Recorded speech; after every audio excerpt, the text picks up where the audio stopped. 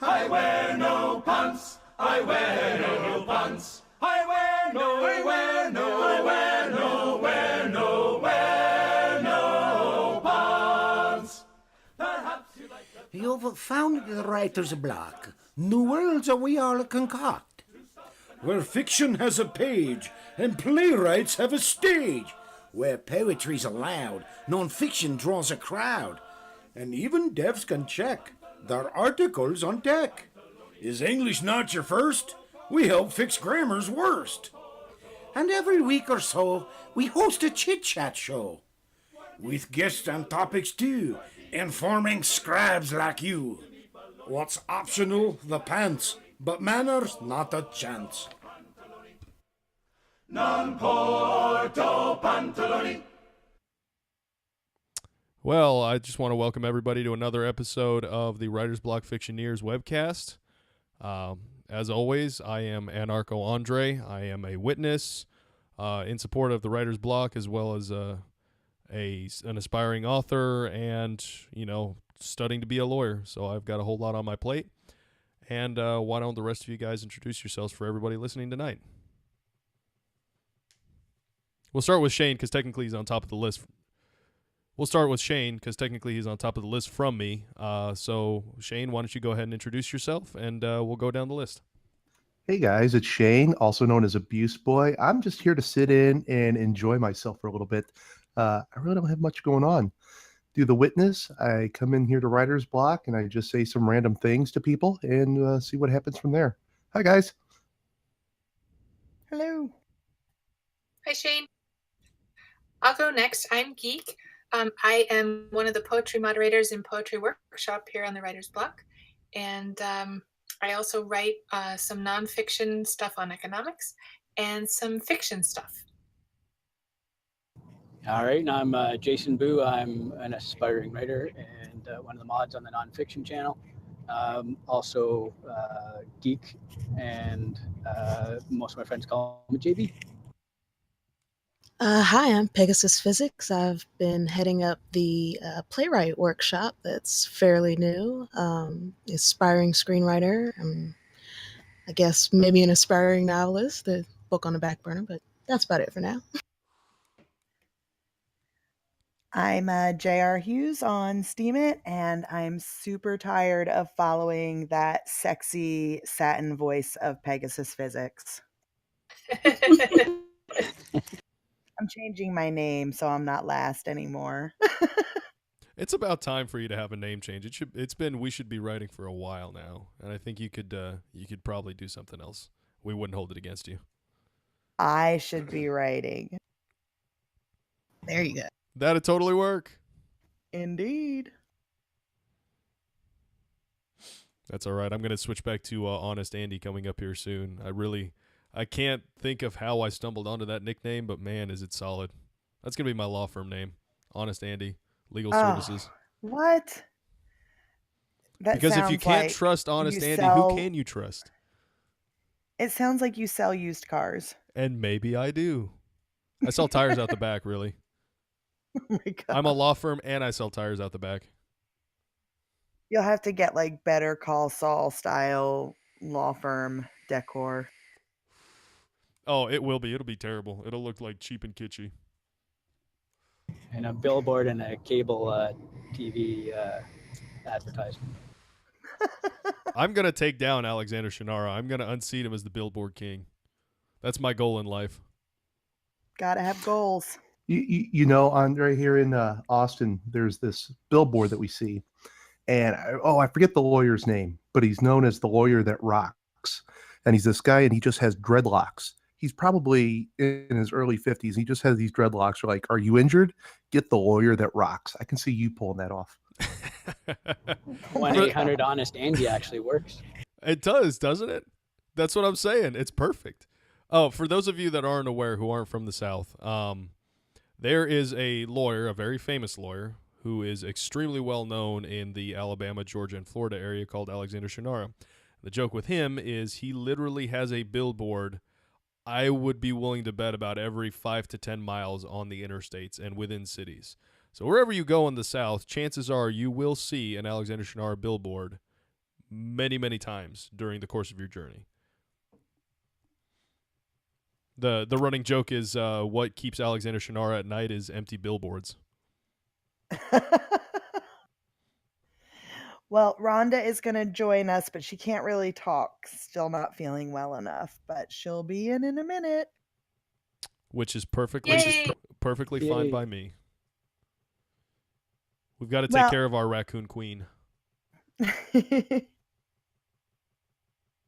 Well, one of the things I wanted to talk about tonight was, I mean, I know last week we kind of went into how we wound up in our own server, but I kind of wanted to talk about one of my favorite things about it is that we have so many new channels, especially more workshops. And I thought maybe we could talk to some of the folks who conceived of those different workshops. I think it's been great when we were with MSP. I think like most of us focused in the fiction workshop. I don't know why that has changed now, but now that we have, a wider spread availability of more specific workshops, I think that I'm seeing so much activity in those other rooms.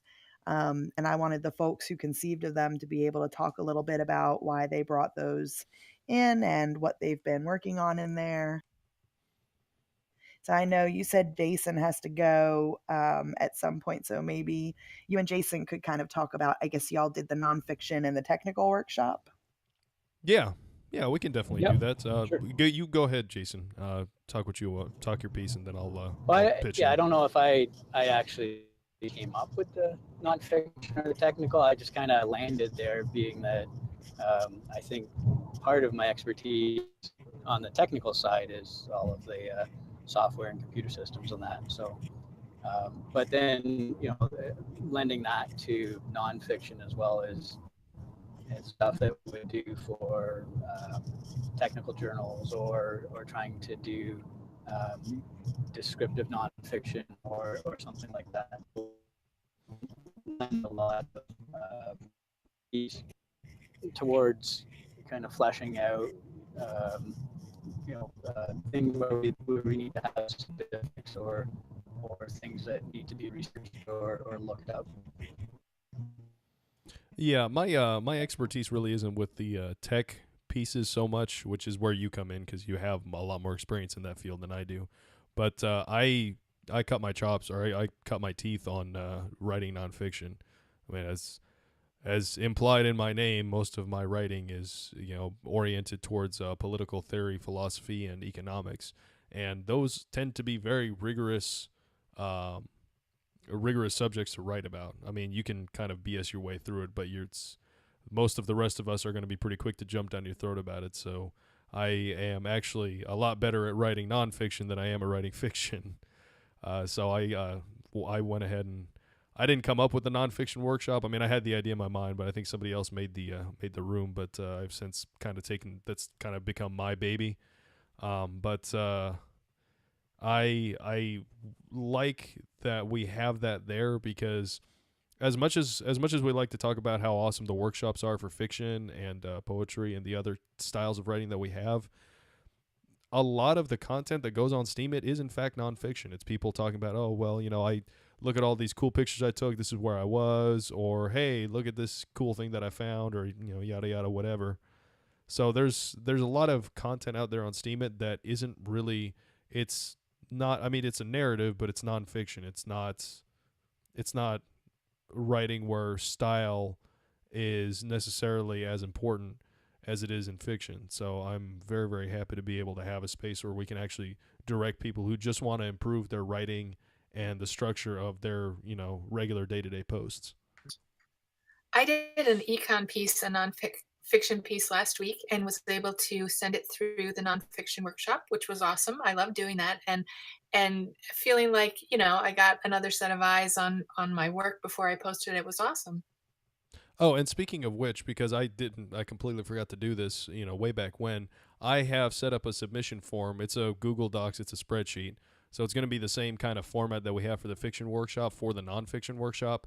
All you got to do is, type in the title, what the link is to it, and then who's sending it, and we can all look at it there and see, what's on the docket, what still needs to be checked out, if anybody's checked it out, and we can all go through and take a look at it the same way we're doing it with the fiction workshops. I have a question about that, though. Will there be an actual submission form like fiction has, where it populates the spreadsheet through the form, or do you just want us to type right into the spreadsheet? Now that I don't. Oh. Go ahead, Jason.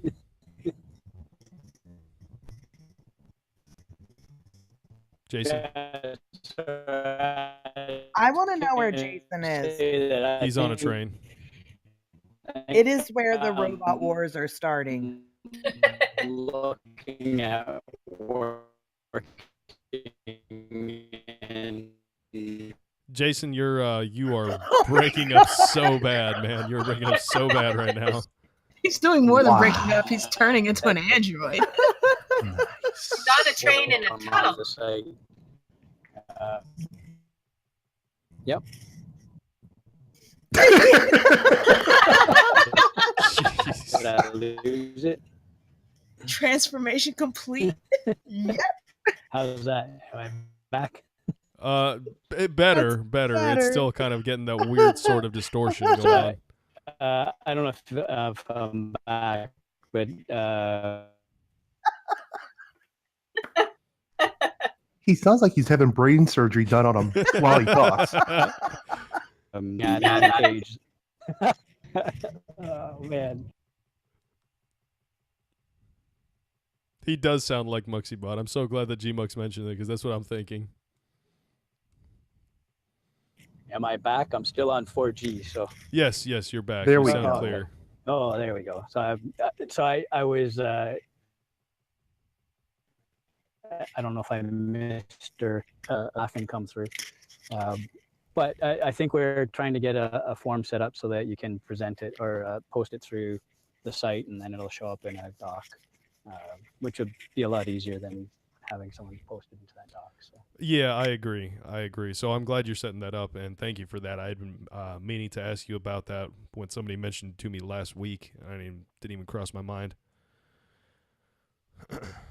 But yeah, so we're gonna have that same submission process where you can fill out the form and it'll populate the information in there, rather than just having to enter the information in. I noticed that we didn't have that to begin with, so I just generated a spreadsheet. So that way we had something. That way there was something that people could access and use to kind of get the ball rolling.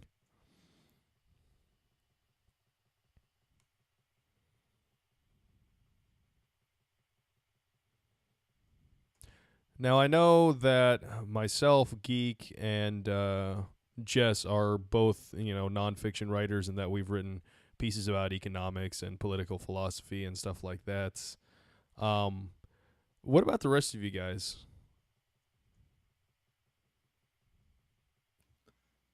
I really do no writing anymore. I used to write a comic book, but this was years ago. I had 2 published issues, and that was it. Did a little touring on the comic book scene, but it didn't really go anywhere. So here I am now. I just sort of meander. And meander you do. On every channel. Writing for me is I think mostly an outlet for storytelling. So I don't do a lot of nonfiction apart from the odd update post on Steemit, and I'm not great at those. So I might pop in the workshop sometime. No, by all means. I mean, like I said, most of what I think the bulk of the nonfiction workshop is there to do. It's not so much to, because like with the fiction workshops, you can give, recommendations on like how the overall story plays to the audience, right? Because you have a story arc, and you can kind of make general broad suggestions about the story itself. For nonfiction, that's not really the case. A lot of what you're going to get into is just you're trying to help people adjust their structure, formatting, grammar, basic stuff. But the actual purpose of the piece is, I mean, there's really not much of a way to interpret the purpose of the author in a nonfiction piece, if that makes sense. Yeah, I don't think we've seen anything like the traditional bio or anything like that come through, or anything like that. But mostly it's been exactly what you said, just kind of restructuring and offering some advice at the moment. Yeah, because I mean, there's certainly uh, you know, nonfiction pieces that are more and less pleasant to read.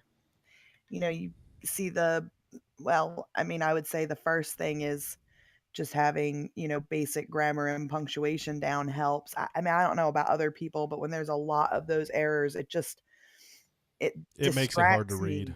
Yes, it distracts me so much. That's like all I can think about. But even like flow, having a beginning, middle, and end is nice. Sometimes, you're reading something, it just seems to like drop off, or it's like the person is saying the same thing over and over and over again. So I think that those are things that we can address in the nonfiction. I mean, yeah, even nonfiction can have a good flow, or the kind of things that you write a lot and that I also used to write when I wrote nonfiction, where you're laying the foundation of an argument, sometimes, or persuasive writing. I mean, some people might just be writing to show their pictures, other people are trying to persuade, and there are certain ways that you can be more or less persuasive in your presentation. Very true. This is very true. Persuasive writing actually is one of the things that I engage in the most. I know you know, Jess, exactly how that goes because that's pretty much all we do when it comes Right. to writing nonfiction is writing arguments for or against a particular position. Well, you call it that, I call it calling people to our cult, but you know, tomato, tomato. That's exactly what somebody in a cult would say. That's cultist. Well, actually, you touched on something that I also kind of wanted to ask about in the poetry workshop. I know that Geek had been real active with modding the poetry workshop on MSP, and she was the first one into a poetry workshop here. And we're so happy to have her running that. But I find myself hesitant, even though I do enjoy reading poetry and I have been known to write some. I find myself so hesitant going in there because I feel like, how do you really critique poetry? And so I've seen Geek and Sunravel Me do it. And I'd love if they talked a little, or well, if Geek talked a little on their behalf about, what do they look for in the poetry workshop to say, like, yes, this works, or no, this doesn't? Yes, please, because that's something I've been curious about too. I don't write poetry at all.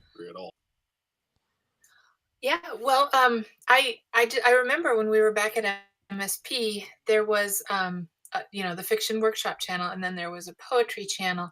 But the only things that were being posted at the time were just links, post promotion for different poetry that had already been written, and that kind of frustrated me. I thought, well, this is so cool having a fiction workshop, and already I'm learning stuff and I'm learning how to improve my writing. I wish we had something like that for poetry too. So I talked to Gmux about it, and he helped me to arrange just a brand new channel over there. So that's the one that we moved over here. And at the time, my goal, which I think was the same goal that everybody had for Fiction Workshop, was to just improve the quality of trending poetry on Steemit. Because even now, the most rewarded poetry on Steemit isn't always well written poetry. And that's okay, but why not try to improve the situation a little bit? Um, and why is a lot of the trending poetry not well written? Um, One reason why is a lot of the poetry out there is full of cliche, and so I've really started addressing that recently. With people who bring their poetry into the workshop for feedback, that's usually the first thing that I like to point out is when there's cliche, and how to get around it, how to edit that out, how to change it. And then another problem that a lot of poetry has on Steemit is it lacks concrete imagery, which I think pretty much any good poem needs that. You need to be able to see something. It shouldn't all just be esoteric, ethereal, emotion laden phraseology. There needs to be something that concrete that all of this can be tied to so that you can see a scene. It may not play out. There may not be a story arc in it, but something that you can see and sink your teeth into that way. And then lastly, and I've talked to GMUX about this, we both laugh about this is I'm on a crusade to get past the crying soul poetry that you see on Steam It a lot, which is just poetry that's full of sentimentality. Actually, so when you're talking about cliches, as far as poetry goes, can you kind of go into a little bit more depth about that? Because I know cliches and what cliches in fiction are. I mean, we've talked about them, and I'm familiar with them because I'm a fiction writer. But what kind of cliches are you talking about with poem or with poetry? The absolute same type. Any phrase that is overused to the point where it almost loses its meaning. It no longer evokes a meaning or a feeling. It is just an overused stereotypical phrase. Can you give us like a couple of examples? Well, we had a poem come in just today that used the phrase "do its duty" or "do their duty," and that's a phrase that we've all heard a million times throughout our lifetimes. And so I recommended to the poet who brought that in that that there are a myriad of other ways that you could express the same idea of, in this case, it was a leaf in the poem doing its duty. And so, there are just an infinite number of ways that you could rewrite that in order to avoid the "do your duty" cliche, and come up with a new phrase. I'm so glad just picked that out too, because that's exactly what I was thinking the first time I heard it. Comes from having small children. I know, right? And as far as sentimentality in poetry, I think I have a pretty good idea of what you're talking about because I've also read some smattering of poetry and I've kind of noticed a similar trend. But can you kind of go into a little bit more detail about what that looks like or what that reads like in your experience going through these poems? Well, I tend to feel that the worst poetry is poetry that combines these two things, cliche with sentimentality. So so a poem like that would be well, and the example that I always use is the crying soul. I have seen so many poems just here on Steam It that talk about a soul that's black or a soul that's crying, and I stop reading at that point. In fact, it's gotten so bad that if someone mentions the word soul in a poem, I won't read it. and and the opposite really of sentimentality would be true emotion, and that is something that you want to express in poetry. Um, so it's not like I am advocating that we get away from emotion. You need to express powerful emotions in poetry. That's part of what it's there for. Um, Wordsworth said that the origin of real poetry is emotion recollected in tranquility. And as you're reading the poem, the tranquility sort of fades away into the background and you experience that emotion again. And that is one thing that we should be going for in poetry. That should be one of our goals. So, to give an example, if you're heartbroken because your partner left, and you say something like, "My heart is broken," or "My soul is crying," those are cliches. Those are sentimental cliches. Um, if I'm reading that poem, I can recognize your pain. I can recognize the emotion that you're referring to, but I don't feel it. I don't experience it with you. And so, if you want to convey an emotion so that I, as your reader, feel it with you, you need to have those other two things that I keep talking about: imagery, concrete imagery, and novel phraseology. Um, you want to you want to write your phrases in a way it that are new, that we haven't heard before. Um, because ideally, what you want to do is you want to, in your reader, to elicit an experience that's both familiar and new, which I know that's hard to do. It's a tall order. Oh, that Um, makes so much sense, though. That yeah. I never looked at it that way, but that's so. I mean, I guess you're talking about like the poetry version of show don't tell almost. It is. It is kind of the poetry version of deep point of view, deep POV. And if you can refer to something in a poem that your reader knows, but if you can give them a new way to hear it, or a new way to see it, or a new way to think about it, then that poem is probably going to be successful.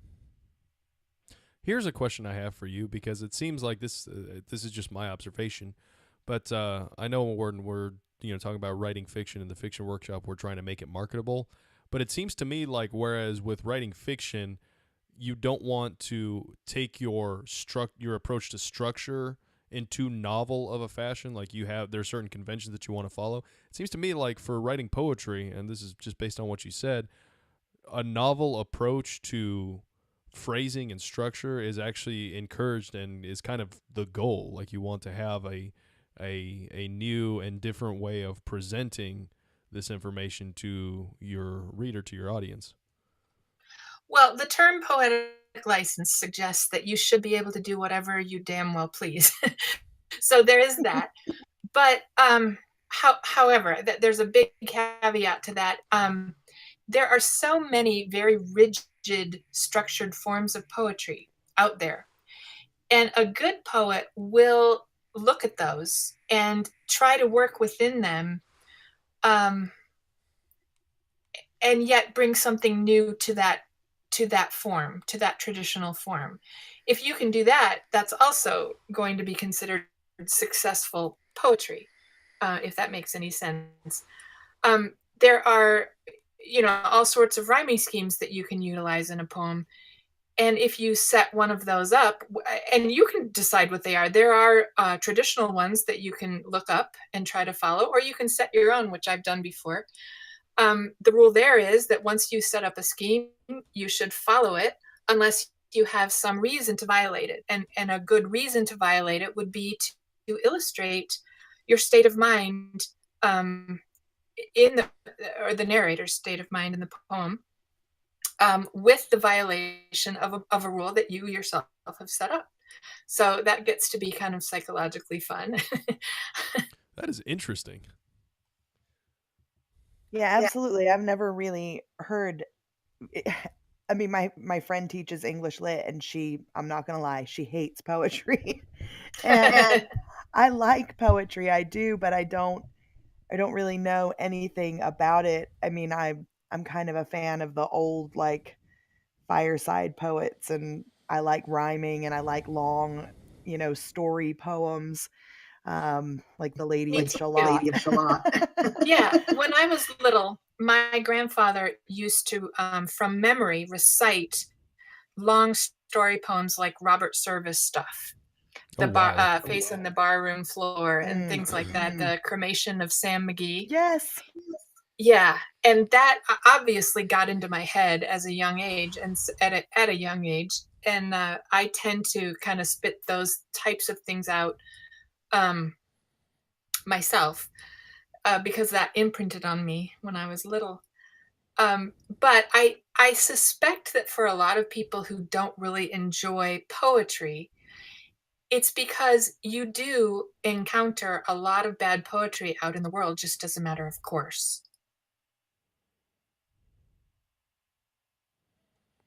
Yeah, I can believe that. I can believe that. That's poetry is one of those very expressive forms of communication, and it's designed around trying to express emotions more, deeply and more succinctly than you do, with a story narrative. So I can totally see that. I've seen plenty of poetry in my time written by people that I know or people that I've met on Steemit and elsewhere that are, like you said, not necessarily very good.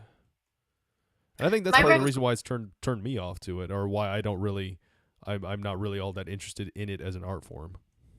yeah, my recommendation for people new to poetry, like if they wanted to start writing it, would be just try to write a short poem that conveys an image, and don't worry about attaching any emotion to it. Don't worry about attaching a moral.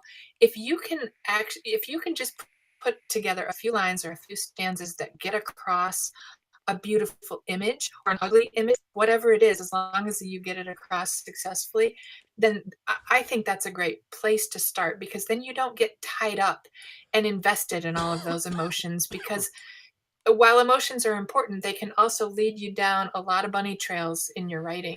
And so it's sometimes better even to try to pull them in later on after you've got a good foundation.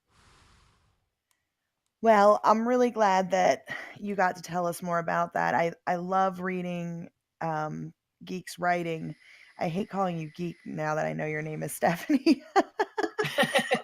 um, I love, like, just this week I read your piece, Siblings, that was in the queue, and your poetic strengths are so obvious in your writing. It's I loved Siblings. It really had a very poetic feel to it without losing a sense of plot and story arc. So, I mean, I just loved that. Thank you. That actually has now, the title has changed. Oh, what is it now? It's now called That Black Pen. Oh. Yeah. Well, yeah, go ahead. I can't get away from, and sometimes I try to. In fact, that story, I actually was trying to a little bit to get away from my natural tendency, which is to write in such a way that, that there's a lot of alliteration just naturally, and a lot of internal rhyme just naturally. And I enjoy it. It's obviously, I think it's in my genes, to be honest with you, not only from my grandfather reciting it when I was little, but I am Irish, and that's just what the Irish do. my my maiden name is McPeak, and there's a place in Ireland with that name. And so I think it just comes down in cellular memory or whatever it is. But I do try to get away from it too, because you can go too far, and I don't want to be guilty of that. Well, I don't want to take away from Pegasus, who is going to tell us about her playwright workshop. But wow, it was so worth it. Stephanie, thank you so much. I feel like we learned a lot, and I feel a lot more confident about coming into the poetry workshop now. Thank you. Yeah, Oh, good. I hope to see you in there. Everybody. I hope to see everybody in there. I'm definitely gonna have to come by there and read And some you need poetry. to go in and see the poem that Rhonda put in there yesterday. It's awesome. I'll take a Oh, look. I bet it promise. is. Pegasus. Hello. Hi. So tell us what you've been getting up to in the playwright workshop, and what you have going on. Well, currently the playwright workshop is still in its infancy. We do have a little collaborative project that's going on there, but that too is still in its infancy. We're working on a little thing where we might perhaps do an animated play or something of that nature, where we get writers to come in, so they can get a little taste of writing a play or a script or anything of that nature, by writing for their own character, sort of like an old style role playing game. If you ever did that on PC way back in the day. Yes, that's actually one of the things I wanted to say. That's the most fascinating part about the playwright workshop and screenplays in general. That's how I learned how to write. That's how I learned how to write fiction and how to write stories. Same. Yeah. So we're gonna go with that. We're just working on getting the outline going, and then we're gonna start bringing characters. We're doing a kind of a heist story with a crypto twist, so that should be fun. I mean, that's really as far as it's gone so far. We don't have a submission process set up yet. We're trying to figure out a way. There's format involved in screenwriting, and we may not be able to, like, Google Docs just works so well because of that comment feature. Oh yes. And we haven't found anything that parallels that with screenwriting. So it might just wind up being that we lose the centering formatting that you get with like dialogue, and everything will just be to the left and we'll just work with what's capitalized and what isn't, and just assume the formatting or something, because I just can't find a nice easy way to get that submission process going for it, so we might have to make do with what we got. But I mean, that's really what's going on with it so far. Well, first, actually, I'm kind of curious about this. I don't think I've ever asked you, and I've never really discussed it all too much. What's your, sum total experience with writing plays and screenplays, and what are some trends that you've noticed in the screenplays that you've read through, or the plays that you've read through, that either are good or bad, or are interesting, or stuff like that? I'm kind of curious. Well, my experience, it goes back to what we were just saying, that learning to write through that little role playing thing. It The way we were doing it, we kind of held to a script writing format just because it worked well in chat, where your character's name is already there. Um, we kind of stuck with the rhetoric because it helped the story along. So it was almost instructional in the actual screenplay rhetoric and formatting without even knowing it. One of the first things I wrote was in the 6th grade. It was a play whose title I could actually remember. It was called Daddy Made a Big Mistake. Oh my word! Now I can't remember exactly what the content. Everything I ever wrote when I was a kid never came out the way that you would expect it, because I always wanted to subvert expectations, even at that young of an age. So who knows what it was actually about. But yeah, I mentioned on a previous show that I got into Tarantino at a really young age, and so I started paying attention to him. My mom got me into film at a young age, so I was, foreign films, international films, silent films, classic films, just anything. And so I got absorbed into that and wanted to know how to do it. And so, being a storyteller, one thing leads to another. Um, That's right. yeah. I haven't actually made any full films yet, but I have, written some things and had them performed, on a very small scale, personal level, group of a class or friends or whatever. As for trends, what? We were talking about cliches, and I was curious to see whether that same sort of thing sort of carries over into screenplay writing or playwriting as well. Sure. On the actual writing side of it, is a number of things will give a new writer away, and one of the biggest ones is like character descriptions, location descriptions, or just actions. If it's a big block of text, then, like, even if it's just a paragraph, which, in a fiction sense, it really isn't a big block of text, it's just a paragraph. But a paragraph in a screenplay might as well be an unformatted page full of text to anybody that's reading it, even the actors, the directors, whatever. You want to keep it short, to the point. Early things that new screenwriters will do is, like, they'll introduce a character, be like, this is Cindy, she's got this color hair, and she's wearing this, and she's this height, she's this weight, and she's this race, and she does this, and she likes this, and she walks like they go into this long explanation where really you just want to be like, Cindy, 30s, curvy, walks in the door, and then you just move on.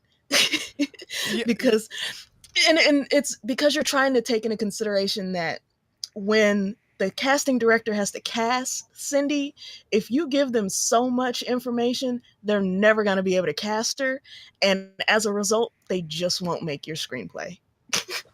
They'll just skip right over to no. I was fixing to say, because when you imagine writing a screenplay, you got to think, okay, well, this is going to be a production that's going to star actual human beings, right? So it's not like, regular creative fiction where you can, tweak and create the characters to your specification, and that's going to be that. You're actually writing a work product with the goal, or the intention at least, to have real human beings acting these things out. So if you make your criteria too specific, you're never going to find a human being to fit it. Exactly. Cindy, Charlize Theron type. Right. And you could go for that because Preferably Charlize Theron. exactly, like if we can get you Charlize Theron, we will. But if not, we can get you a poor man Charlize Theron. Discount Charlize Theron. There you go. And the same thing goes with locations. Pardon my dog. I don't know what he was you barking at the Rhonda? vacuum cleaner earlier, so it wasn't on. It was just present, and that was Aw. enough. So who knows what it could be?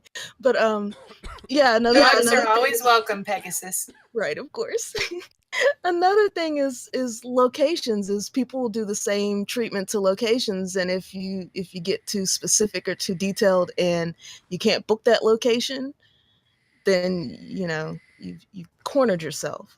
So that's a trend that seems to come about, and I'm not sure why. I also noticed a thing that pops up in my class. This is the third one because it started to bug me lately. I've been taking screenwriting courses in the college that I'm going to, and each one, even the early creative writing courses, there's been at least one person who's been like, okay, here's the plot, and then they proceed to describe a setting. And I'm not like I don't Oh my understand how this God. happened. Like, okay, so here's the plot. Like, I don't want to give hers away because it was actually a really good setting, but she basically described an interesting setup for location. Like, there was something magical about this place. And it was really intricate, and there was some really nice world building, and it was very fascinating, but that's not a plot. Yeah, I was fixing to say, where's the plot? Exactly. And I don't know if this I'm curious if this happens in fiction, like regular fiction, because I've only seen it pop up in my screenplay classes, but for some reason it's just, okay, here's the plot. This place, this magical place where people do these things. It's like, but the plot is a story. So Okay, well, in all fairness, I have been guilty of that myself. Not so much anymore, not since I've been, around you fine folks, and you guys have given me plenty of tips and suggestions on how to really focus in on the story. But I have a tendency to world build. World building is like one of my favorite things. It's one of the reasons why I really get into, RPG video games like Fallout 4, because you can really get in there and build the world. You can make locations. You can actually like add to the minutia of the location. And I have a tendency to like, take something simple like, oh, well, here's the location. It's part of the story. Oh, well, how did that place come about? And that just opens up all sorts of other, rabbit holes to go down, like, oh, well, who built the thing? Oh, well, where did they come from? Oh, what were they doing when they were around? Who started that? And it just kind of, goes and goes and goes and goes. So I've always had a tendency to kind of do something similar to that. oh yeah, I love that. This world building is probably the reason why a lot of my stories aren't finished. It's because I'm so busy building the world. Yes. But I don't know. I guess some people forget that the world is not the plot. No, it is not. No, it is not. And I probably have done it myself. I'm like, okay, here's the plot. So we've got this amazing canyon, right? That I think that's actually how Lotus Canyon started. It's like, okay, I've got a martial arts. What did I don't even remember how I started off because I couldn't get the right name. I wanted to call her like a nice word for a prostitute and couldn't think of one. Like they all had these funny connotations. So it came as like there was a whole list of people throwing in ideas, and it was like the oh goodness, I can't even remember because they were so funny. It was like the battle bimbo or something like that. Just it was hilarious. And it just started with a character, and then I was like, okay, I need to expand this to an actual story. So well, and I mean, really and truly, that's how some of our stories start. We'll get like inspiration from a scene or a setting, or we'll have a great idea for a character.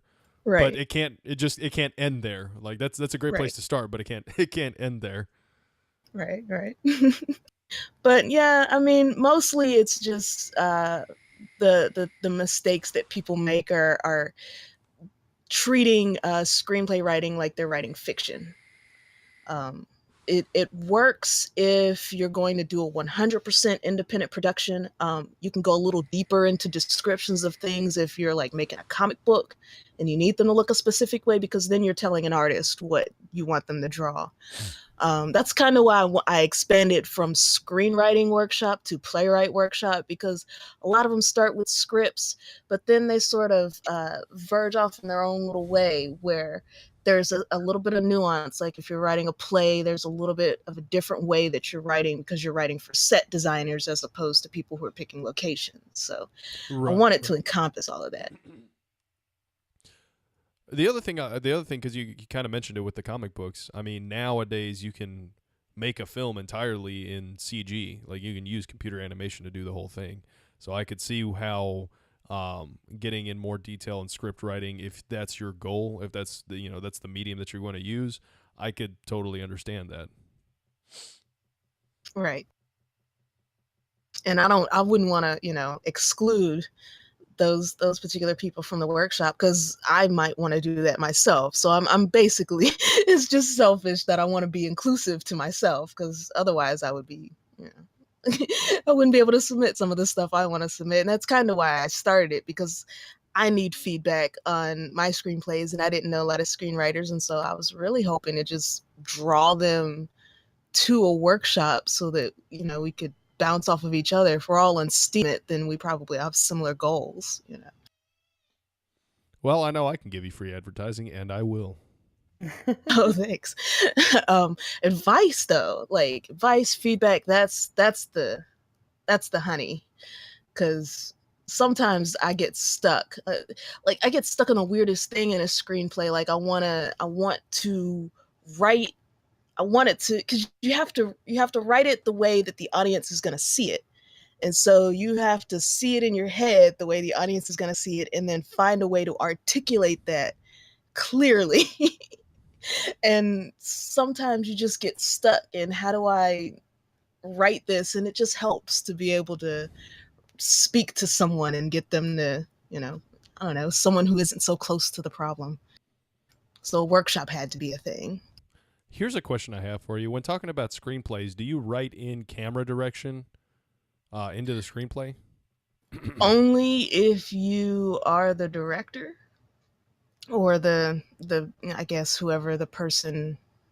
I guess it isn't always the director. I'm not up on all the names of the jobs, but normally as the writer, no, because it's someone else's job.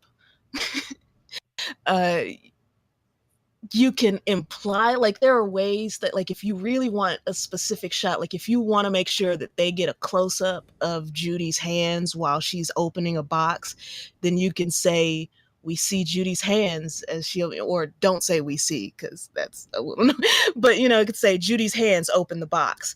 And so that implies we're not seeing a wide shot of Judy, we're seeing Judy's hands, period. But if you say close up on Judy's hands, then you're stepping on someone else's job. It's so I'm not even That's sure. wild. That is Yeah, wild. It's interesting to think of fiction writing and narrative writing, which I mean, screenplay writing is that. You are creating a narrative, you're crafting a story, but it's a work product. It's not just a story. It is in fact a work product, and it's designed to work in tandem with other people's jobs.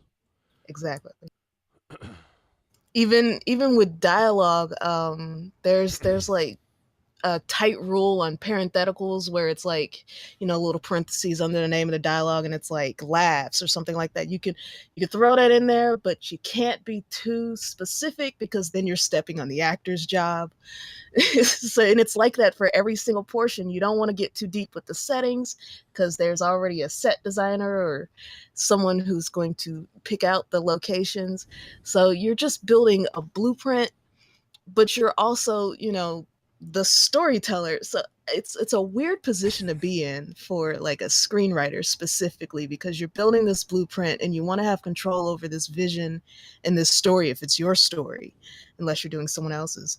And but there's all these other things that you have to consider. So you're sort of like, almost like you're trying to puppeteer these people into telling the story you want them to tell without telling them how to tell it. bizarre. That's cool though. It's a sort of minimalistic take to narrative writing that's Yeah, I exactly. I was thinking how in fiction sometimes, we'll flag something, and I get flagged myself sometimes for like overuse of italics or something, like trust your reader, like too much cueing of the reader, like trying to force them to hear dialogue in the way you want them to hear it, or things like that, or over describing, emotions or settings or looks or things like that. And I mean, we're still doing a lot of that describing, but gosh, I mean, on Peg's side of things with the screenwriting, I mean, it must be really hard to convey a whole story in that way, in such, like Andre said, a minimalist structure. Well, see, that's where being a poet is actually a little bit helpful, because if you can, it's almost like a word economy. You want to get as much out of as few words as you possibly can. So, and I wish I could pull up, I should have pulled up some examples beforehand, because like Tarantino had some fantastic examples where he'll introduce a character in a single sentence, and it tells you so much about the character that it almost doesn't make sense that it happened in one sentence. Where um, I think I did for Bridget. I called her, I don't know, it was like a busty, bubbly blonde or something like that. And with just those few words, you get a pretty good idea of what, like, I think I even called her a tiny, busty, bubbly blonde. And I wanted to make it a little bit poetic because it, get a little alliteration, or you want to get a rhyme in there, just something. Um, a little purple prose is what Carol used to get on to me about. That actually works really well when you want to try to describe a place. You just, I don't know, you almost want to just flower it up in as few words as possible, and that's. I wish I had examples well, because I there are think some I examples. understand what you're saying. It's trying to get across like what the main thrust of the character is in as few words as possible. So like if you introduce a character, like say you have, you're trying to introduce a male character and you're right, brooding, long dark hair. Well, now we have this idea that like that's a significant facet of his character. That's something that's going to project dominantly on the screen. That's something that the audience is going to take note of, right? Right. And then if he has a line of dialogue, because usually when you introduce a character, they're about to say something or do Right, of something. course. So whatever he says or does next could actually further add to that character. So if he's brooding long dog hair and his first line is "Where are my Twinkies?", you suddenly have this new character built before you that you're like, wait a minute. So you brooding over your Twinkies, or I brood over is this my a comedy? Twinkies. I love that Right. character. I want you to write on that character. See?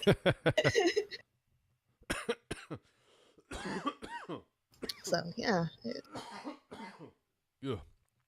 it can be difficult to get things out in short words, but think of it like you're trying to tell an entire story in a haiku. It's hard, but it can be done. I also like that there's this very strong focus on dialogue. I mean, that's really what moves a screenplay along is dialogue. And I mean, we all write dialogue in our stories. Dialogue, of course, moves the plot along. But in narrative fiction, you have a lot more room for exposition. Whereas in screenplay writing, I mean, you really don't. I mean, you have room obviously because you have to give direction as to where things are going. And if there's scenes where there isn't like a whole lot of talking and there's something happening, you need to be able to express that. But a lot of it is dialogue. Uh, I, there are cases where it can be dialogue. It depends on the type of film, because there are just as many films out there. Like for each film that you have where it's 80% dialogue, there's just as many films where it's 80% action, and there's no or there's barely any dialogue, or there's just enough to to make it feel okay. Or those Um, films where there's like hardly any dialogue and hardly any action, like Dances with Wolves say. Right. Yeah. So I mean, you just handle that in the script because first and foremost, the when it's films, it's a visual medium. So if they're just talking, like if it's just two people sitting in a room talking, people are gonna get bored. Are gonna fall asleep. Because I mean, it doesn't matter how interesting the conversation is. Half of the audience doesn't think it's interesting for sure. So you have to throw in like even there's a I can't think of the name of the director now. I have to pull it up. I'll throw it in the chat later. But he had a method because a lot of his scenes would be he had heavy dialogue movies, but to keep it interesting, he had to make sure that there was some sort of visual interest happening in the background. Sorry, so it would be rain or wind or movement of other people in the background. So there's still a large focus on making sure that you're visually entertaining your audience, even if there's a significant amount of dialogue. Something has to happen, or people will close their eyes and just listen. Maybe it's Michael Bay that you're thinking of because he has motion all over the place. I do not watch Michael All Bay. over. Everything has to be moving all the time. That man hasn't seen a still shot he didn't absolutely hate. I do not. Ugh. I think the last Michael Bay movie I watched, I didn't realize it was a Michael Bay movie until recently, and it was Bad Boys, the first one. Somebody was like, "Oh yeah, that was a Michael Bay movie." Oh, really? I didn't know that. Thought all he did was Transformers. Well, you wouldn't be wrong. Right? That's all he's doing now. Have any of you seen The Big Hit? It's like an older one with Mark Wahlberg and Lou Diamond Yes. Phillips. Yes. I love that movie. I think that's John Woo, isn't it? I want to say yes, but I could be wrong. So don't take me on my word. I don't know. It's like all of the most ridiculous cliches of action movies all in one fantastic freaking movie. It is so good. It was fantastic. 1998. Oh Yeah, my Mark God, I'm so Wahlberg, Lou old. Diamond Phillips, director Kirk Wong. I thought it was John Woo too. Could he have been something else? I could swear. I'm looking at his film history, and I'm not seeing The Big Heat. Ah, So I don't know there's what a that title is. trend. The rest of his movies appear to be foreign films. They appear to be Chinese. The Yuppie Fantasia? What is that? I don't know, but it sounds like I want to interesting. see it. Sounds like the sequel to American Psycho. Oh no, I clicked on it and it says add a plot. Oh God. Well, that's Nobody the end of that. knows. We'll never know if any of our Chinese listeners out there happen to know about this movie and could enlighten us. It sounds amusing. If we have any Chinese listeners, if we do, thank you for tuning in. Right. John Woo, executive producer. Oh, okay. He put his name on it. That's probably what it was too. That's probably the only way that thing got made. Right. It was still funny though, because that was the one where there was the scene where they were sitting in like the dining room and they had the guns under the table and they were still trying to play it like it was a nice family thing or whatever. Christina Applegate as like the Jewish American princess fiance. Oh goodness. Oh my God. So good. That was back when they were just having fun with movies and they didn't care if some people thought they might be bad. Like I enjoyed it because it seemed like they enjoyed making it.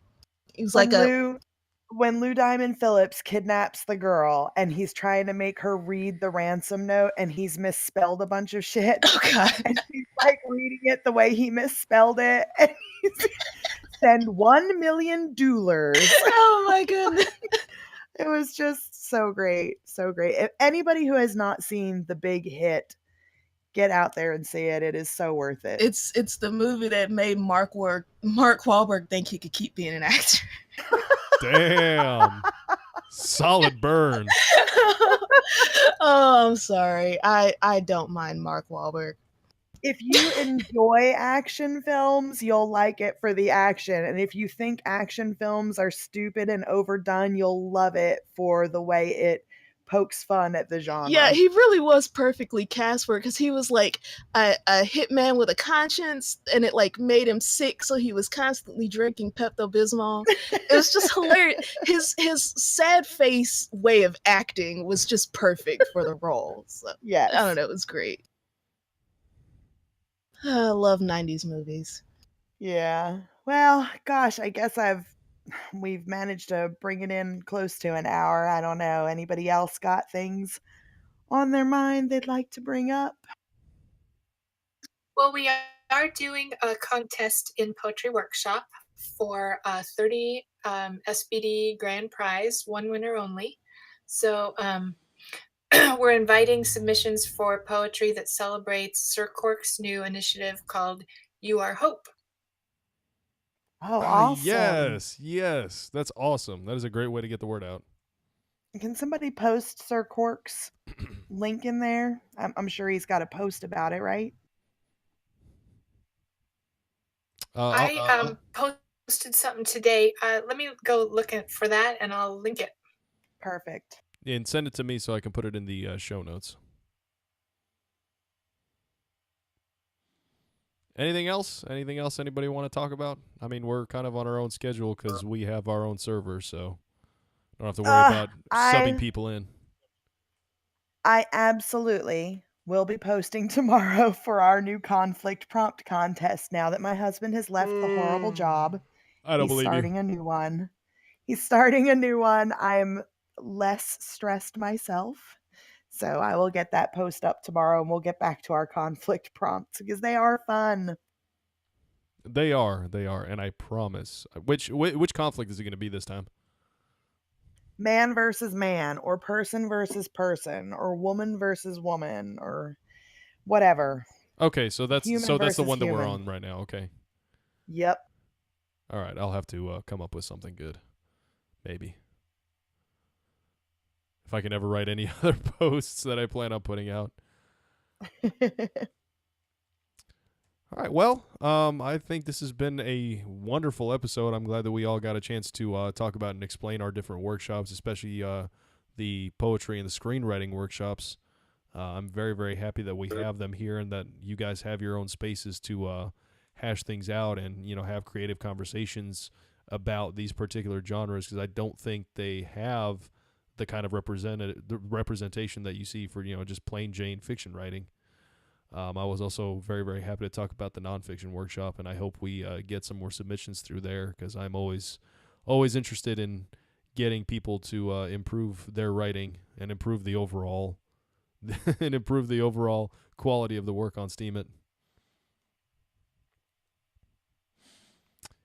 But this has been the 7th episode of the Fictioneers webcast. Once again, it was a pleasure bringing the show to you guys, all of the people listening. We will be back next week from 5 p.m. Central Standard Time to 6 p.m. Central Standard Time, 6 to 7 Eastern Standard Time. And we'll catch you then. We'll see you guys next week. Y'all have a wonderful night. Bye. Good night. Bye-bye.